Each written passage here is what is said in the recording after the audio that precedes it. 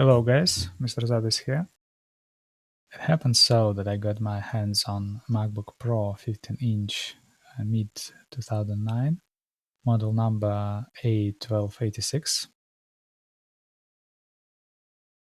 As you probably know, it's a very old MacBook and not supported by Apple, unfortunately. So I decided why not to try and install Debian 12 on it just for fun. I had a problem with Wi-Fi during the installation, so I used wired internet connection.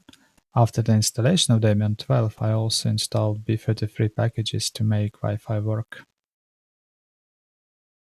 It was so easy to access the MacBook internals in case I would like to replace memory, hard drive, or battery. If it happens so that you have one of those, you can use it for web browsing, etc. And it's can be quite useful, I think. The new life for the old one. That's it. See you guys.